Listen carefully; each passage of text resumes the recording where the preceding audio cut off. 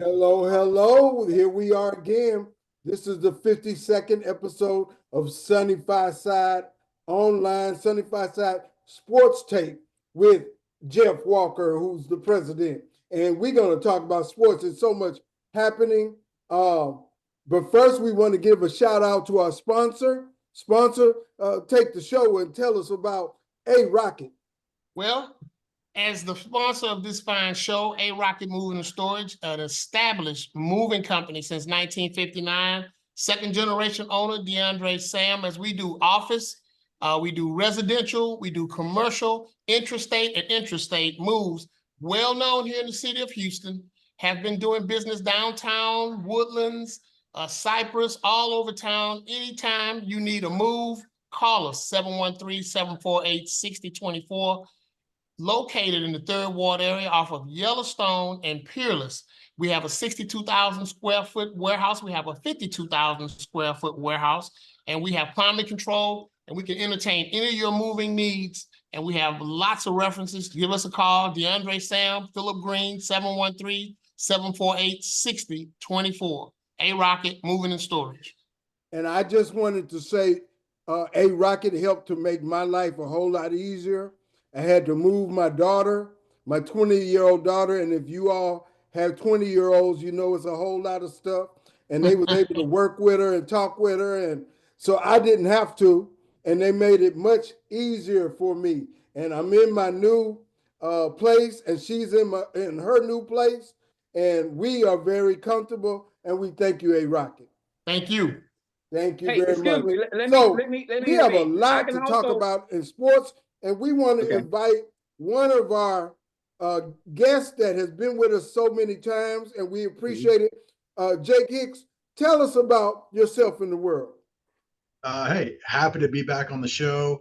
My name is Jake Hicks. I grew up in Montgomery, Texas, went to Montgomery High School, got to play a bunch of teams in the Houston area, had a great time, played football at Rice University, went to South Texas College of Law, became an attorney, doing corporate litigation, worked with Philip Green for a long time. Yes, sir. And had a great time out there.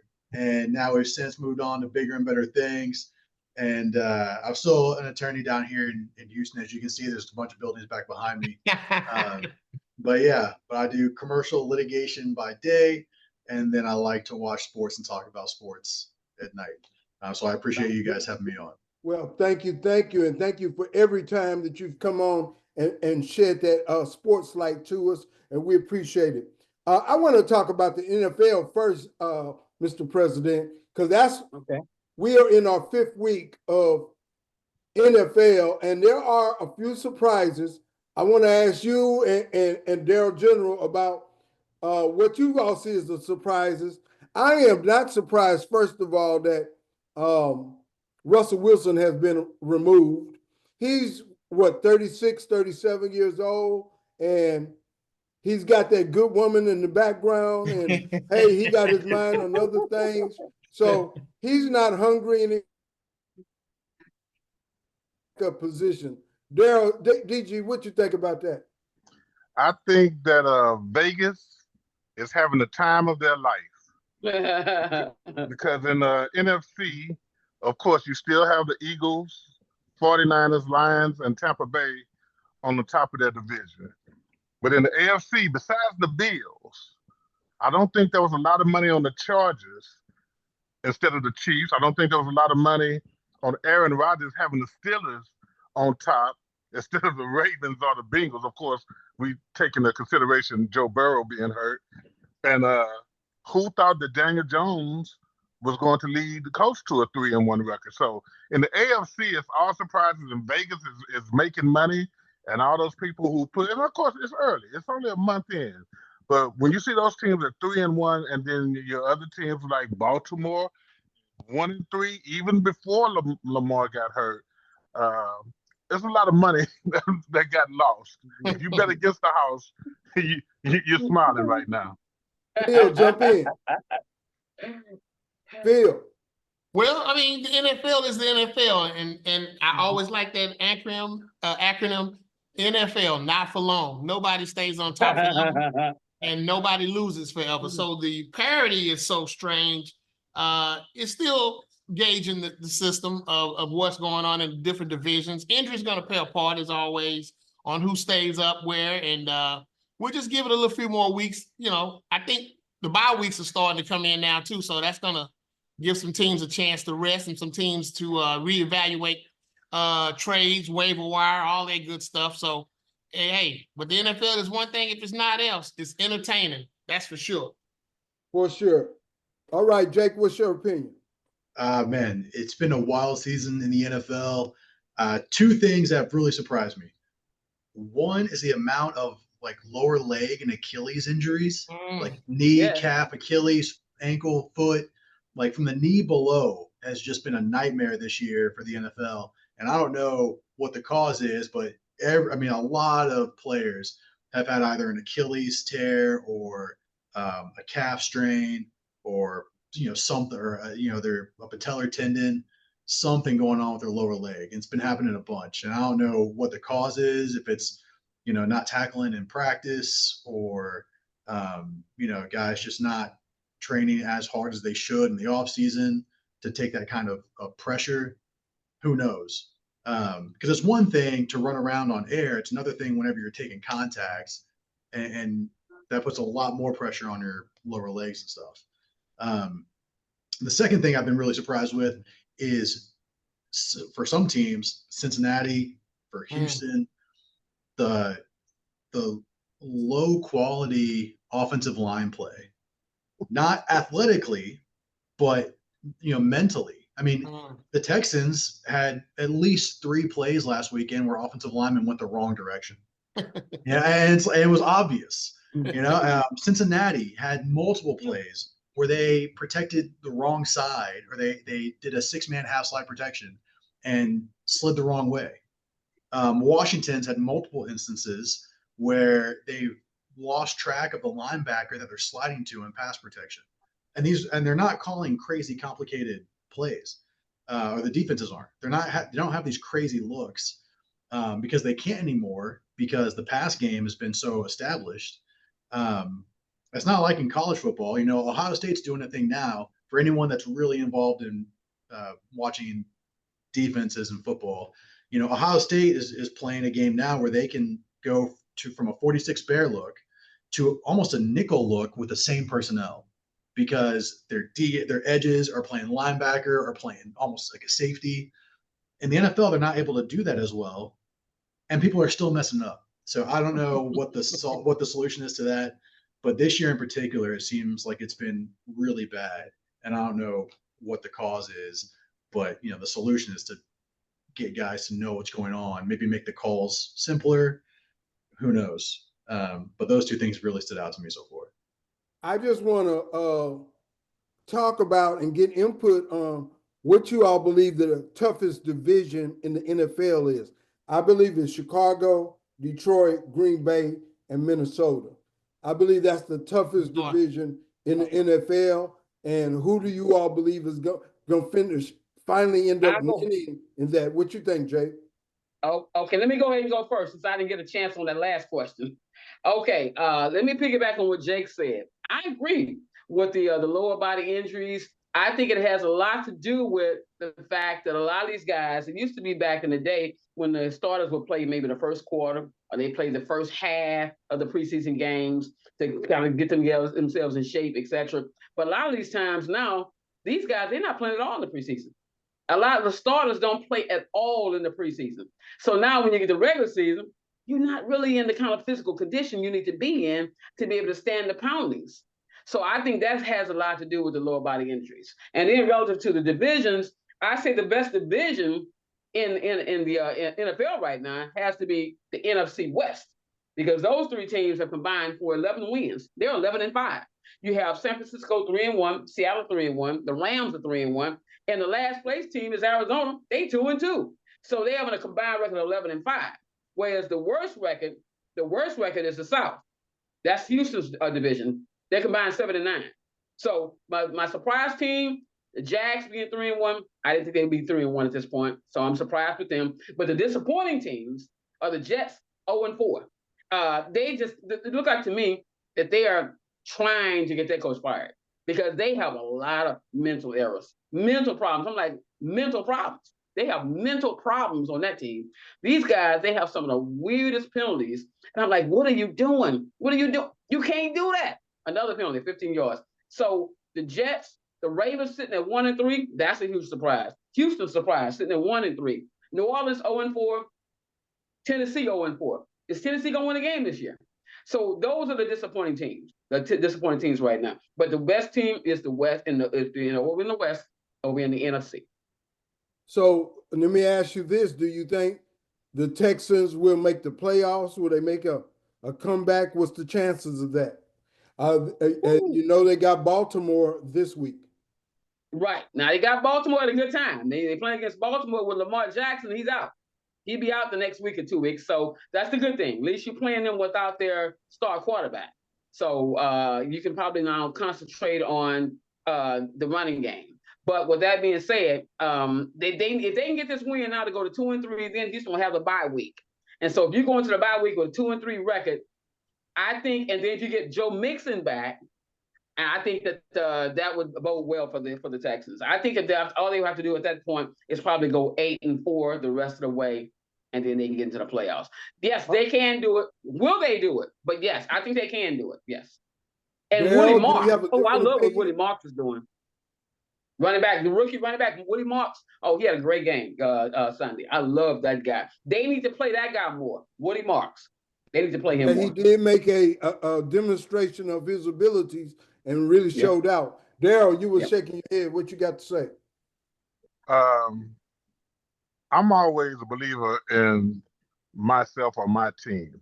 So I'm not worried about whether Lamar plays or Cooper plays or if Jake puts his pads back on and goes out there.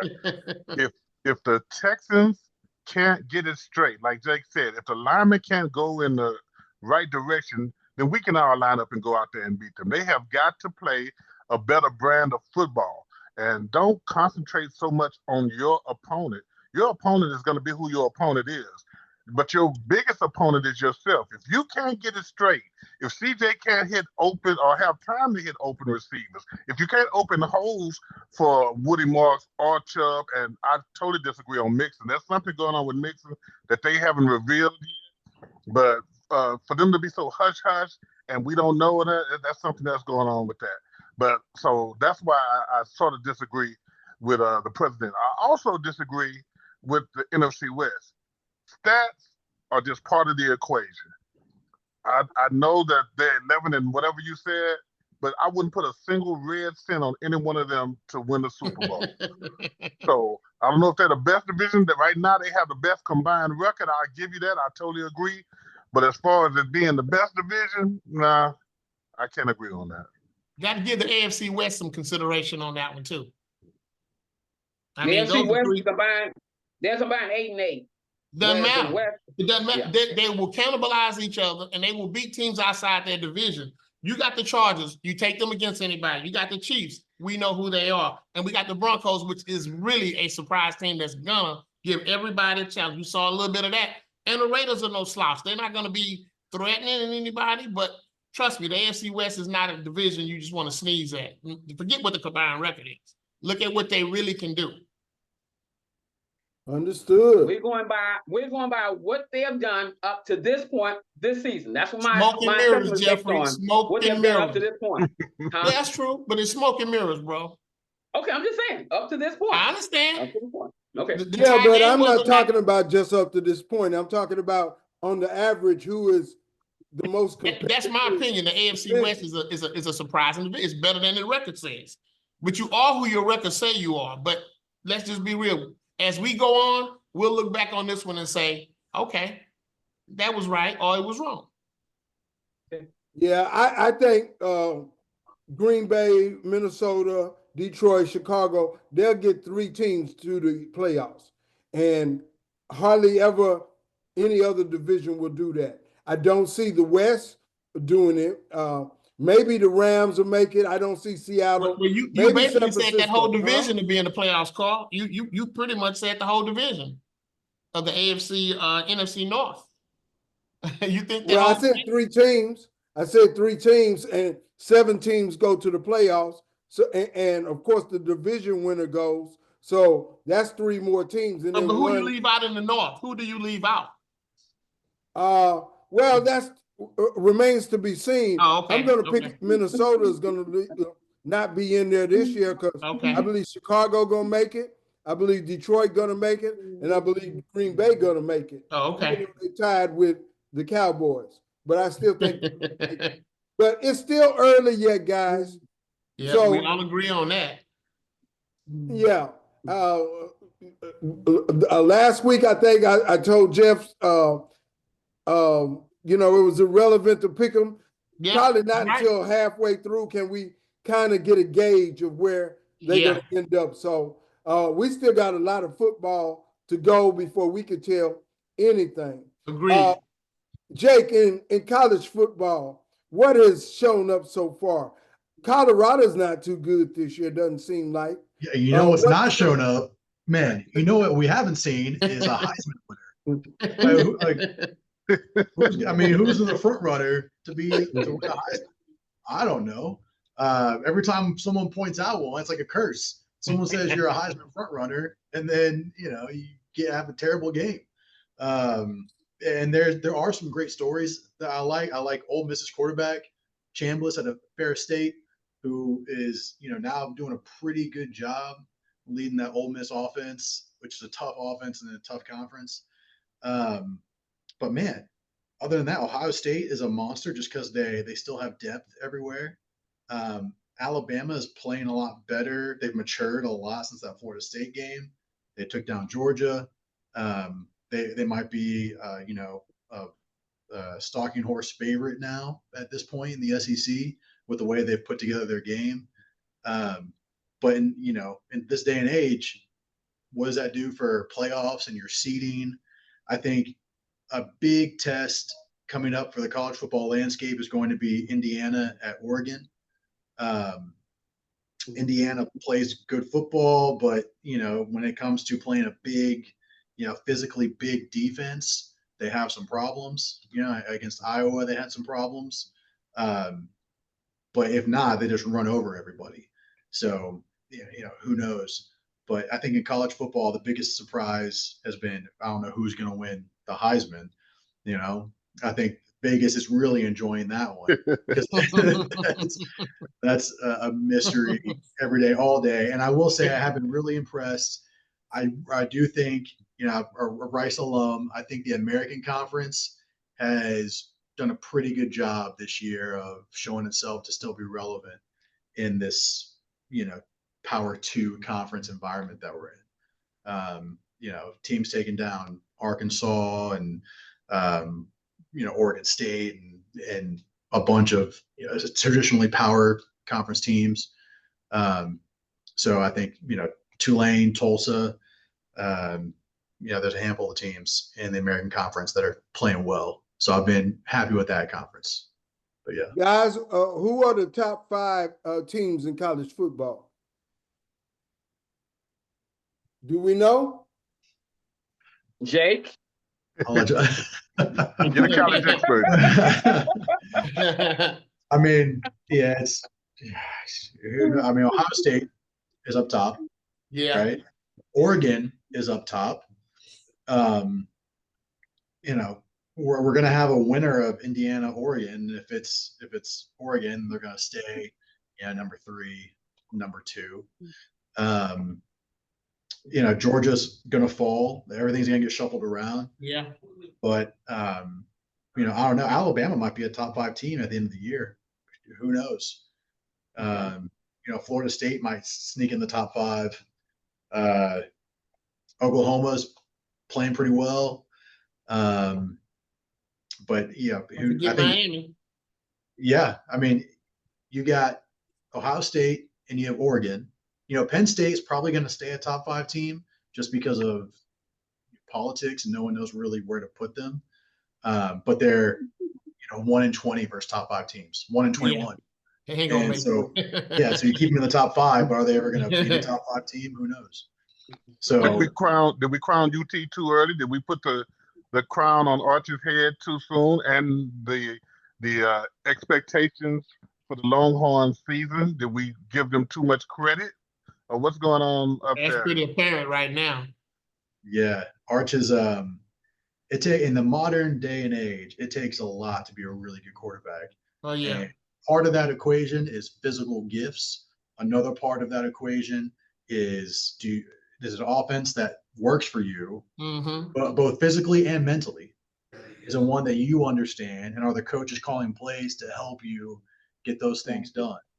Are they helping you be confident? I think one of the big mistakes that people talk about when Texas played Ohio State was that they needed to get Arch some completions early in the pocket.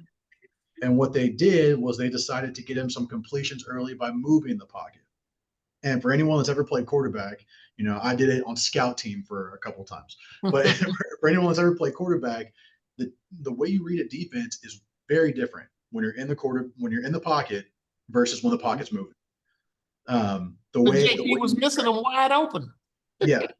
And so he gets the early completion against Ohio State because he pulls out a bootleg and makes it.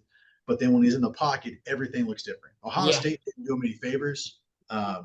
Matt Patricia, that defense is insane. Like I said, the personnel groups don't matter. They can be in a 46 front, go to a 3-3, go to a 4-2-5. They can be in quarters. They can be in cover 3. They can run cover 3 out of a cover 1 look. They can do all kinds of stuff that makes it really hard. They can do cover 7 out of a bear front, which is insane. It means you have an edge dropping into coverage deep.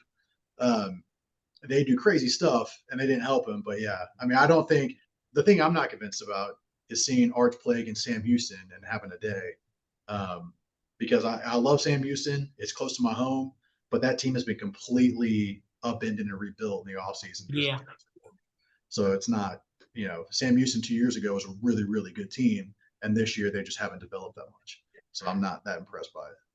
And it pains me to admit that A&M is pretty doggone good. Yeah.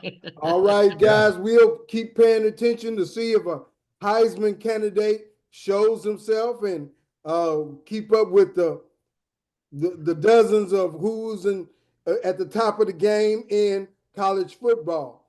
But now I want to talk about WNBA. It's been a lot of criticism of the league, the officiating, the whole network of things. But one thing has been settled, and that is the Las Vegas Aces are playing the Phoenix Mercury, and nobody picked those teams to be in the playoffs. What do you say about kind of the spill of the league and how it's come about and all the animosity that has been generated? Mr. President Jeff, what you think?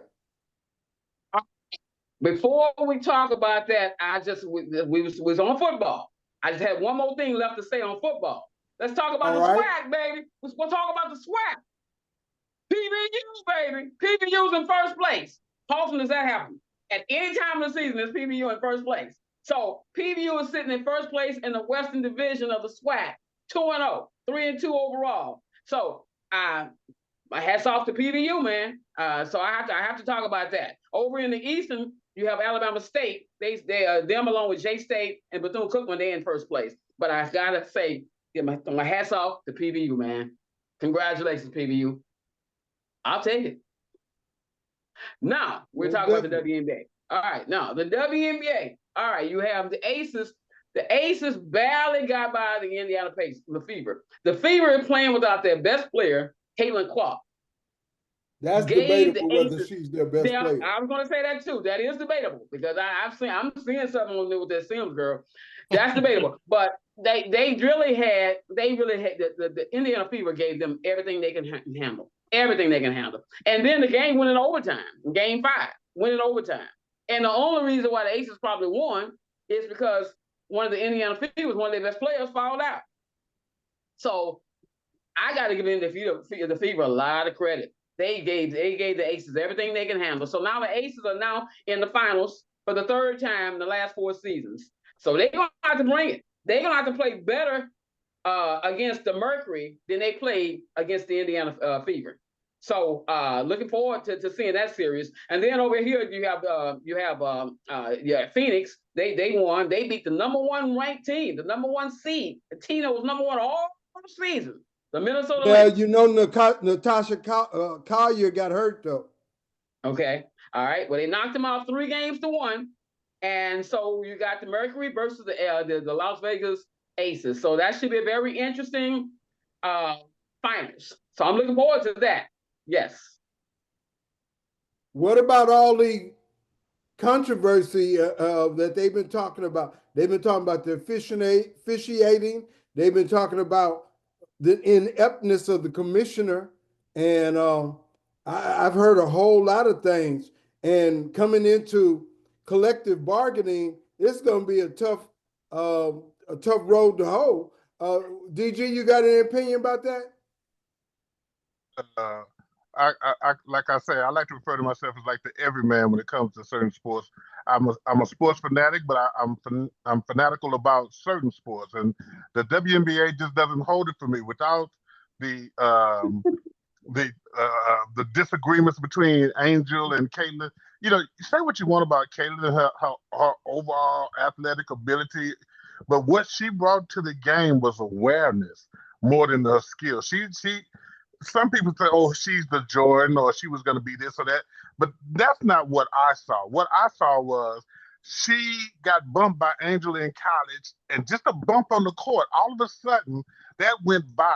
And now people were watching that wouldn't normally watch. People like Phil, they watch that sport anyway. I would not have watched another game if I hadn't seen that on the news. I would not have watched another WNBA game if I didn't want to see if she was the real deal.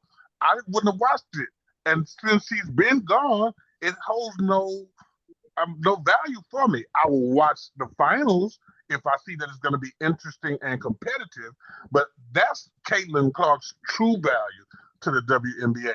Now, as far as the controversy, I have read and heard a couple of players and coaches speak out on that. But that goes back to what I was telling Jeff last season. The WNBA is not ready for prime time, which is why they can't get the money. Lower the rim, whatever else you want to do, try to make it more exciting. The WNBA is not ready for prime time. They're like Saturday Night Live back in the 80s. Not ready for prime time players. It's not that time yet. So, like I said, I'm an everyday sports guy. I don't delve into it that way. And if it doesn't grab my attention, I'm not watching it. Got you, brother. Phil, you have an opinion on that? Yeah, I watch it. Jeff was right. I mean, Darryl was right. I will watch a WNBA game. Now, I'll say this. Natasha Collier is a stand-up player. She as good as it gets in that league. And for her to go public about the officiating, about the league structure, about the collective bargaining, the players are going to get behind her because they believe her. She's shown her be what she is on the court, off the court. The commissioner seemed to be caught off guard that she was willing to admit that the meeting was horrible that they just recently had. And if you watch any of the games, she's right about the officiating. It is not that good. And, you know, the brand of play to me is fine. I'm okay with it. I don't think you should do any amendments or anything. Leave it as it is because the players are continually getting better. And I keep telling you guys, Juju's coming. You will get the same heightened experience with Caitlin Clark, with Juju Watkins. There's others on the way. And like I've said, every time I've been asked a question about the WNBA since we've been on there, I keep saying the same thing. It's coming. It's not there. Darryl's right, but it's come so much further from where it was to where it is and where it's going. It's picking up steam. It's the little engine that could. Sound powerful. So you think it can, any other it comments, can, Jake? it You have a can. comment on WNBA? Yeah, there you go. I saw what's the commissioner Engelbert or whatever. I saw, you know, Nafisha said that she said that Caitlin Clark should be grateful for whatever she makes because they give her the platform. The commissioner said that. And it's like all the women that are making great money off the court didn't need the WNBA. I mean, they could have made that money without the WNBA at all, either from college or their social media presence or anything else.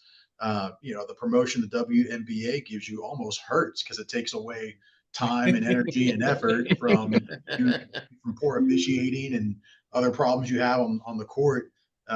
So yeah, I think the WNBA leadership needs to take the league seriously before they complain about players, taking it too seriously or something.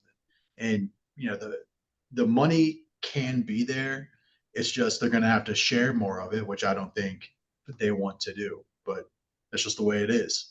Everyone has to grow together to really grow. You can't keep the players down that long, especially when collective bargaining comes into play. It's just not going to be possible.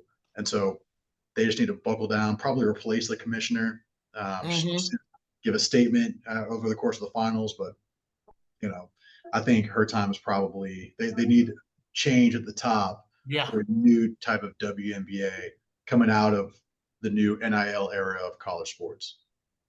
Very interesting comment. We will see what is going to happen over the summer after this NBA playoffs.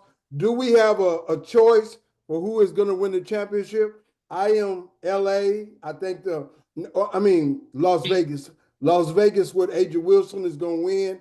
That girl is so tough and strong. But the Phoenix Mercury have Satu Sabali and I think Alyssa Thomas. So it's going to be interesting, but I still pick Aces by 3-1. So we'll see. We'll see what's going to happen with that. Don't forget about Kayla McBride and Courtney Williams. They combined for 51 points in the last game. 51 combined for 28 average on the season and 51 in the last game. Wow, they put up some numbers. Okay, yeah, we'll see what's going to happen. It's so much happening across the board in sports. Before I go to my next subject, what is going on? Is there anything going on in tennis, in golf, other areas and so forth, boxing? Anybody have any comments on those sports? Well, I first want to just interject a quick comment about track and field, because we just had the World Championships and the United States was beaten in the 4x4 relay, which is unheard of. If you all keep up with track, they were beaten by Botswana. But anybody who keeps up with track understands that that was quite possible and even probable, because they put 3 people in the open 400 race, and one of them won the individual event at 43.5. And so on the mile relay, we put our best intermediate hurdler on there, who has won every intermediate hurdle race for so long, as well as he's anchored to mile relay, but he got caught at the end by this young 21-year-old Botswanan who had won the open event. So that's going to be a great challenge. But we also have Melissa Jefferson Woodard won the 100 and 200. So the era of Sha'Carri Richardson may be over.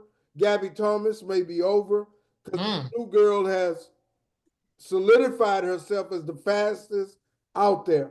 Also, Noah Lyles won the 200, and he ran a 19.5, which was a great race.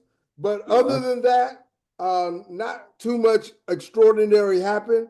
But Botswana and USA and South Africa, let's watch them in the 4x4 relay. And we'll talk more about this in later episodes of our show. But now, the NBA. Hold up, Carl. One thing real quick here, guys. We didn't talk about the Ryder Cup. I'm not golf by any imagination, but what I find interesting that it was a toxic environment. Of course, we didn't win, Americans, and New York showed them what New York showed them. So that I do know.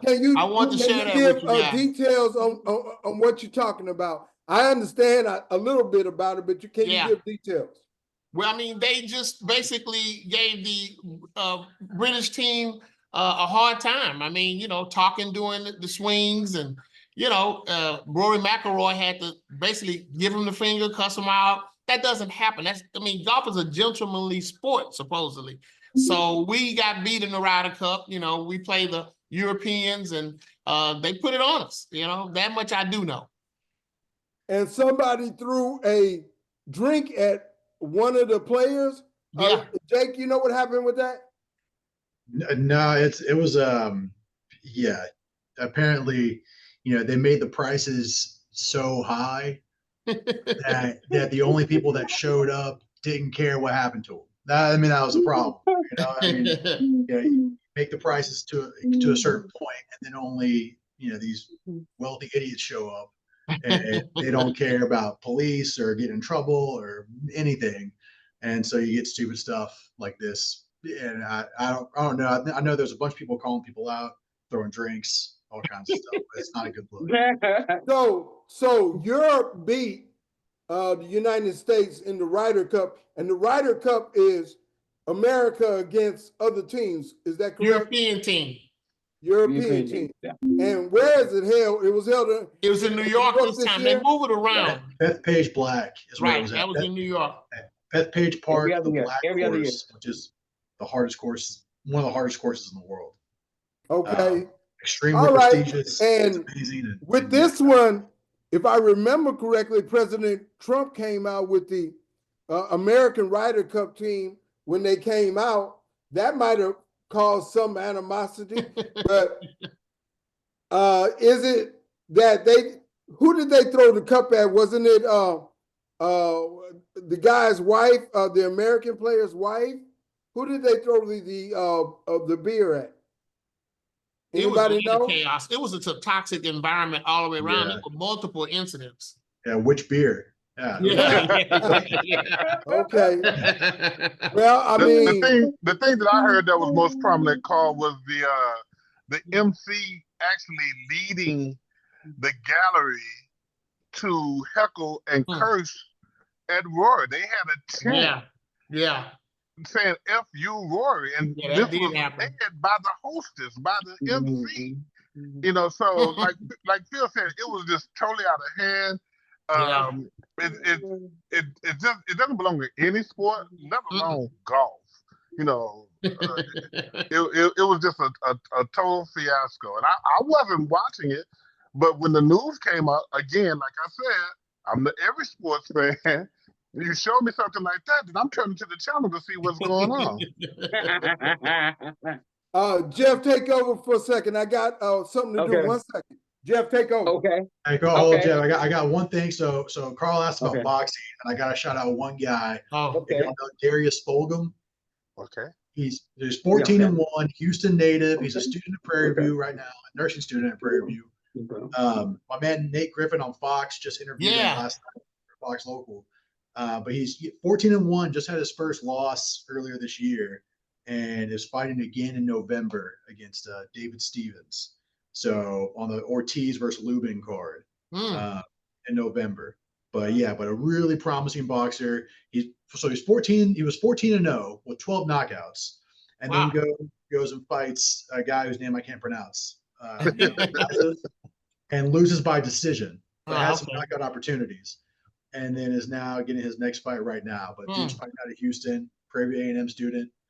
So Darius Fulgham. Check him out. He's on the map now, Jake. Thanks for telling us. What's his name again? Thank you. Darius Fulgham. I will be looking for him. Okay. What division does he fight in?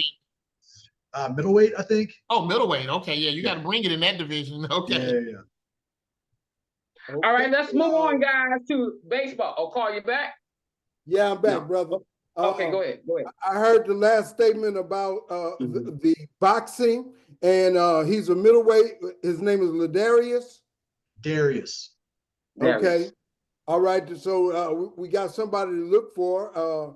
And boxing is always interesting, especially if you have some relationship or some rooting for the person that is fighting. And so it's something we'll look for. NBA, Jeff, is getting ready to start. We have some injuries that have happened with the Rockets. Of course, Fred VanVleet has gone down, and the Rockets don't have very much to be able to negotiate with in their current state. So what do we think is going to happen? Anybody? Okay, this is it. This is the Rockets situation. The Rockets are capped out. Okay, with the Durant trade, they capped out. Hey, they were capped out before the Durant trade. So they capped out, so they don't have the ability because of the fact that they are up on the luxury tax first threshold. It limits them in the moves that they can make. So with that being said, they don't really have any money under the luxury tax hold, the threshold, the first threshold. They don't have enough money to be able to sign anyone right now. So the only thing they can do is they would have to make a trade to add someone. And the problem with that is you can't make any trades with anybody that you signed in the off season, even your own players, until December. So they can't. 80% of their roster, you can't move. They can't be traded. Not until December. So that kind of handicaps them a little bit. So with the other, you got 20% of your roster. You can come from those guys, but not the other 80%. So they really are handicapped. So what they may have to do is just going to have to go with point guard by committee. You have Amon Thompson going to be moved over to the point guard spot to take over for Fred VanVleet. I think that's going to be good because he's going to give you better defense than what Fred gives you.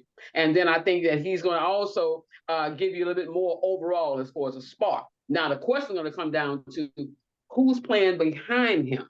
Now, the question is Reed Sheppard. Is Reed Sheppard ready? Is Reed Sheppard who they thought he was when they drafted him number 3 overall in last year's draft? Is he the guy that they thought he's going to be? Will he ever get to that point where they thought he was going to be? So he's going to have to step up because with Fred out, Amon can't play 40 minutes at point guard. So they're going to need Reed Sheppard to step up. So that he's huge. He's probably the biggest key to their team this season is Reed Sheppard. And then, of course, behind Reed Sheppard, you still have Aaron Holiday. People don't realize Aaron Holiday played well last season. Every time I saw him get in the game, he was making plays. I never saw Aaron Holiday's his ball handling or his point guard ability as being, I would say, top notch. He's a better shooter. That's my opinion from what I saw, because he would try to play the point guard position, but his ball handling and his overall just ball game is not, I would say, NBA ready, but he's an NBA shooter. Yes, that's what I see. And he's good defensively, Carl. He can put some defense out. Yeah. Yes. He's not a liability. He's not a starter. But he's good as a second or maybe a third team point guard. And that's what they have, man. He's a third team point guard behind Reed Sheppard and Amon Thompson. But also, I would love to see this one guy y'all never heard of. I guarantee y'all haven't heard of this guy. They got him in off season. J.D. Davison. I would love to see what that guy can do. I would love to see them play this guy. Go look that guy up and go look at some of his highlights on YouTube. That guy, he probably has the best highlights I've ever seen in any guy on this team. J.D. Davison, that guy can play, but he's a G League star. There you go. I was waiting for you to get to that part. I was waiting for you to get to the G League part. Right. Okay, right. That's what, again, you go back what I said. I said I'm hoping that this guy can show us what he can do because the guy can play. I really think that they really gonna have to get that guy some playing time. That's what the preseason's for. Get those guys some time to play to see what you got. Because with him, Reed Sheppard, Aaron Holiday, and Amon Thompson, you might better get by without Fred. And Fred may be back in time for the playoffs.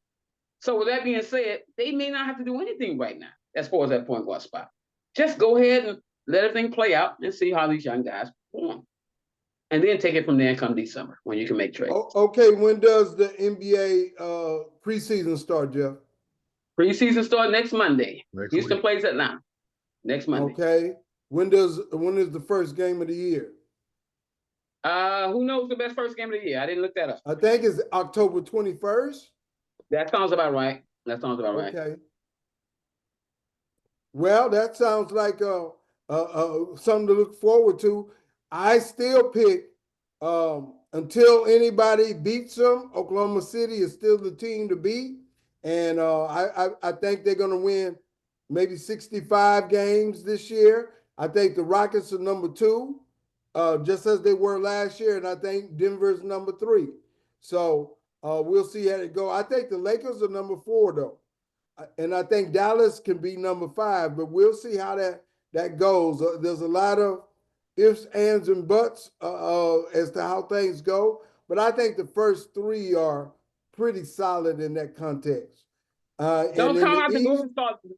Don't count out the Golden State Warriors. Do not count the Golden State Warriors. I like the fact that they picked up Al Horford. I think that was a good pickup. When now you have him and Green right there. Al Horford. I think the most Or important Horford? thing they did was sign Yeah. Kuminga. That's what they and did. they signed him. We signed him. Yeah, 2-year, $49 million deal. I really think I still think they depending on what's his name, Draymond Green, to play big and to hold the big man. He's only 6'6", and a lot of times they depend on him to play center, and they never really concentrate on developing any big man. Kayvon Looney was probably the most positive person they had, but they let him go. So I don't see anything. They haven't had anybody at center since what's the boy from Australia? I forgot his name, but they haven't had anybody since him. They picked up Horford. Horford will be starting at center. He will be their starting center. 6'10". He'll be their starting center. Al Horford. 75-year-old Al Horford. Al Horford is 40 years old. Yeah, that's what I said. 75-year-old Al Horford. That's what. Hey, but they did go out and get Steph Curry, so that's They also picked up Curry. Yep. I'm just saying, They still got Jimmy Butler. I mean, they're not a bad team. They got good coaching, good veterans. Yeah. I give them seventh place. The first non-team that's made it to the playoffs. So they're going to get seventh place, in my opinion. They just don't have enough. Curry can only do so much. Now, a big key is Jimmy Butler. What is Jimmy Butler going to be able to do? And he showed he's able to get them help them get to the playoffs.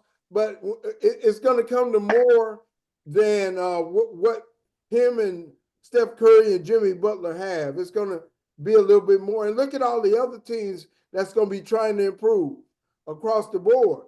I mean, Zion say he's going to be ready. I don't know about that. They made quite a few trades. So we'll see what they're going to do. They got rid of CJ and brought in, what's the boy name used to be with the Warriors? I forgot his name, but he used to be the Warriors, had to fight with Jordan Poole. Jordan Poole is not a bad player. We'll see what's going to happen with that. And in the East, it's still the same people. And that wasn't much of a fight. Draymond just hit him. That's it. Yeah, that wasn't a fight. That wasn't fair. One punch, and it was over. Yeah. Well, that didn't impress me. He needs to go hit somebody his size. Right. It might have been a reason. It was a reason. He was mad because Poole got a big fat contract and he hadn't got one at the time. Right. That made him mad. Draymond is a thug. He's a thug that happens to play in the NBA. That's all. Yeah. I thought a long time ago that the Warriors should have traded Draymond. However, Curry is not. That's his avenger and his friend. And if you're gonna keep Curry, he wants you to keep Draymond. So that's my opinion of the situation. So as long as Curry is there, Draymond will be there. That's what I believe is happening in that particular situation. Now in the East, I can't see why Milwaukee has not got back to the level where they did have. Giannis is still a number one player, but across the board, they don't seem like they have been playing up to their ability. Cleveland hasn't played up to their ability when they get into the playoffs.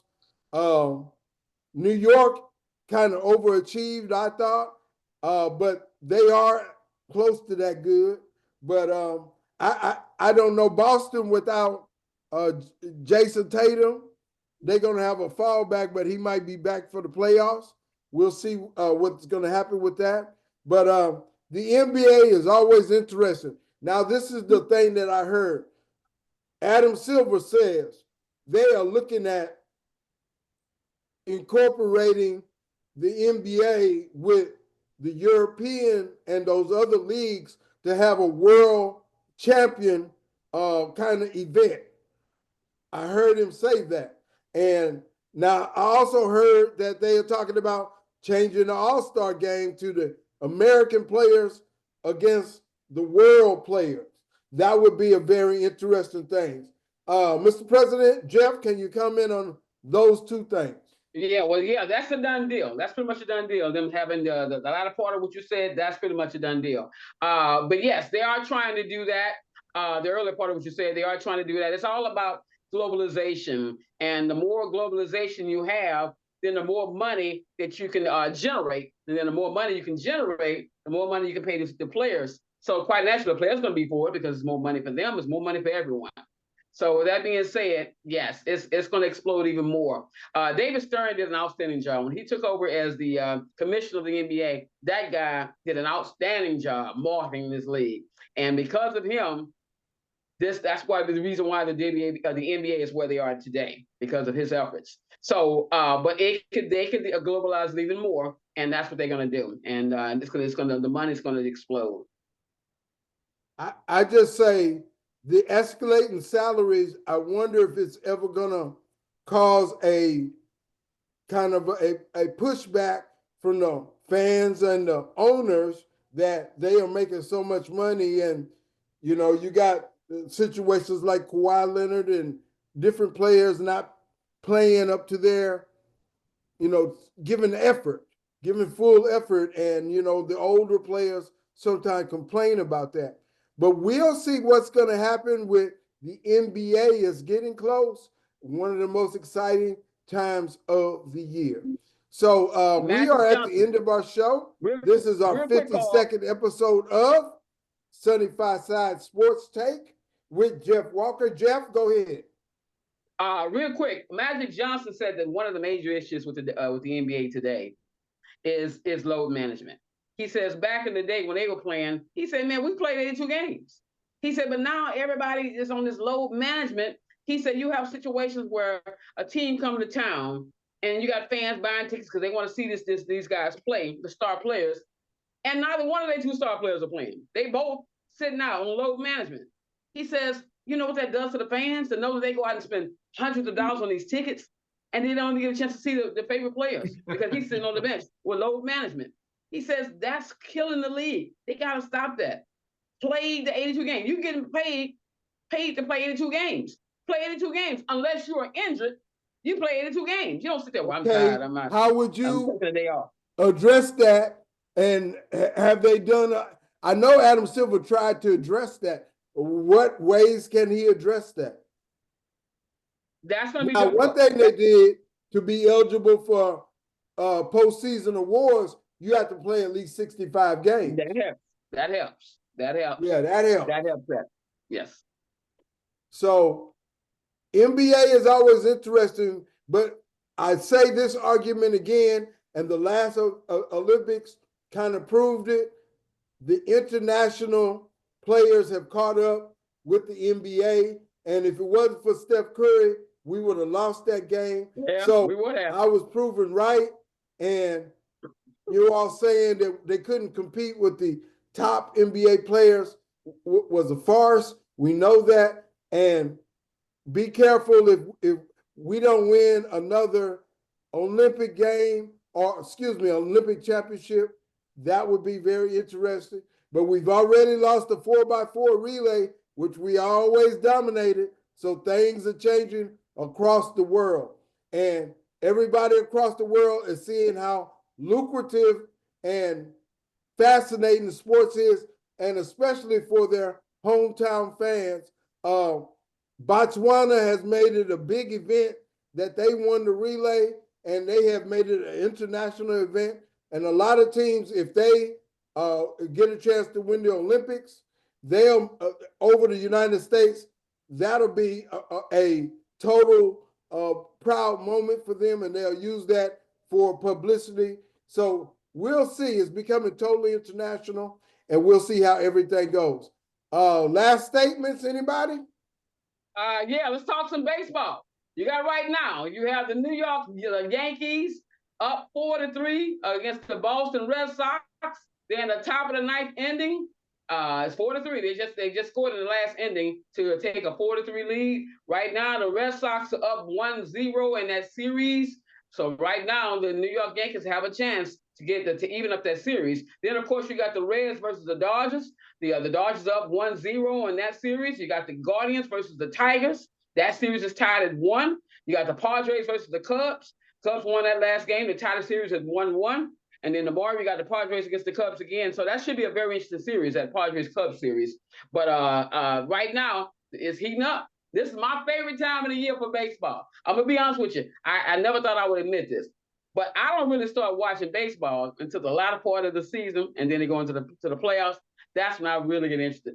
To me, they play too many games. 162 games. Jeff, you have not talked about the elephant in the room that the Astros are out of there.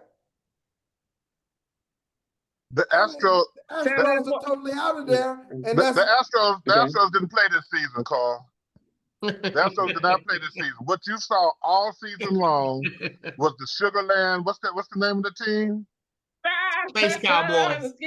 That's what you saw all season long was Sugarland Space Cowboys. If you look at the roster and the guys that played this year, they are all from the Farm League. All our stars were injured, hurt, whatever the case may be. I went with my wife's company out to Sugarland, and what's the big boy, the first baseman field that goes back and forth? The guy who didn't play for 5 years, and then we came and got him back and stuck him at first. Singleton. Singleton. He was playing there. He was playing that Saturday, then he was playing over at the field on Sunday. So, I gave up again. I gave up on the Astros a long time ago. When Jordan came back, I held my breath for a minute, then he pulled out, and I said, look, if I wanted to see the Space Cowboys, I live in Missouri City, I could drive right up Highway 6. I work downtown. I'm not going to watch the Sugarland Space Cowboys. You wrong for that, Darryl. You wrong for that, Darryl. You wrong. I got money in my pocket. So I have 2 questions. Did they fall down because of Bonds? The former coach was not there anymore, or is it strictly because of the players didn't have enough pitching? What is the problem that the Astros are not in the upper echelon this year? What's the problem? Their offense. They were in the bottom third of the league offensively.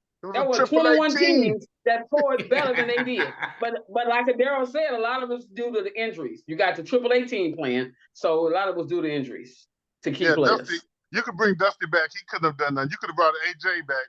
He couldn't have done anything. You could have brought Larry Durker back. He couldn't have done anything. Not with this AAA team. Yeah, well, that goes back to the general manager and the owner to get the better players. So I guess the general manager, Brown, has to be looked at because this is not normal for a Houston Astro team to not be in the playoffs this time of year. 9 years in a row. Something to look at. I believe the Astros are the same way, like Jake said earlier about the Texas and Oilers. They either in it or they're on it. And so right now, especially if the Rocket season turns on the dime that it has with Van Vliet being injured, then Houston sports is in that cycle again, and we're going to be down for a minute. Just like a few years ago, we were excited about all 3. Now we got to wait it out. Sports goes in cycles. Unfortunately for Houston, it's always all 3 teams at the same time. So I'm cautiously optimistic about what the Rockets are going to do. And I almost could have said I told you so when I first heard the news about Van Vliet. It just happens like that. That's the way it goes. So we'll see what ends up happening. All right, guys. Well, we got some special shows coming up. We now do shows once a month on Wednesdays. And we're going to have a show on the 15th of October, a Sports Legends show. We're going to have our next show on the 17th, our regular show. And so every 2 weeks, we do Sports Take. And then once a month, we're going to do Sports Legends. So look forward to that. And keep helping us on our Facebook site. And if it's sports, hey, we're here on Sports Take. Any other comments before we go? One other comment. I'd like to congratulate Jack Hicks, high school football coach Lewis, for making Coach of the Week as the Jack X Lions beat the brakes off the Worthing Colts. What was it, 55-14? 55-14 by 41. Yanks by 41. So JY goes to 5-0 on the season. So congratulations to the Jack X Lions and Coach Lewis. Outstanding job. All right. Well, we'll see you in 2 weeks, or we'll see you for the Sports Legends on the 15th. Look forward. If it's sports, it's Sports Take. Thank you, everybody.